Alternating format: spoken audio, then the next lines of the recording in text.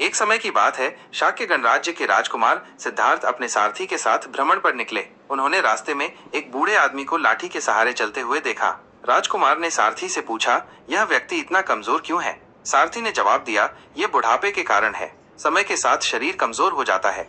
राजकुमार ने आगे एक बीमार व्यक्ति को देखा। उन्होंने फिर सारथी से पूछा, ये व्यक्ति इतना दुखी क्यों है? सारथी ने कहा, यह बीमारी के कारण है। रोग शरीर को कष्ट पहुंचाते हैं। कुछ दूर और जाने पर उन्होंने एक मृत व्यक्ति को देखा।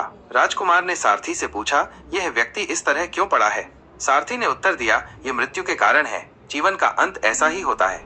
इन दृश्यों ने राजकुमार के मन पर गहरा प्रभाव डाला। उन्होंने सोचा, क्या जीवन का यही अर्थ है? बुढ़ापा, बीमारी और मृत्यु? उन्होंने इस प्रश्न का उत्तर खोजने का निश्चय किया और 29 वर्ष की अवस्था में अपना राजपाट त्याग कर सन्यासी बन गए। कई वर्षों तक उन्होंने विभिन्न गुरुओं से शिक्षा प्राप्त की, लेकिन उन्हें अपने प्रश्न का उत्तर नहीं मिला।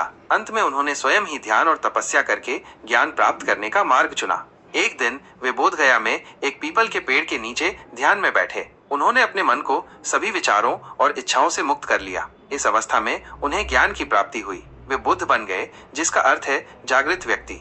बुद्ध ने अपने ज्ञान को लोगों तक पहुंचाने का निर्णय लिया। उन्होंने धर्मचक्र प्रवर्तन सूत्र के माध्यम से अपने पहले 5 शिष्यों को उपदेश दिया।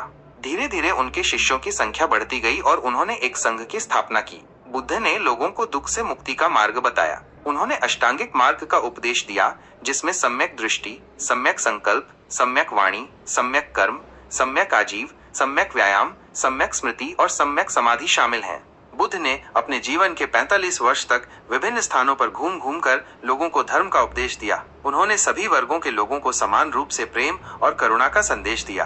बुद्ध की शिक्षाएं आज भी लाखों लोगों को प्रेरणा देती हैं। उन्होंने विश्व को शांति और अहिंसा का मार्ग दिखाया।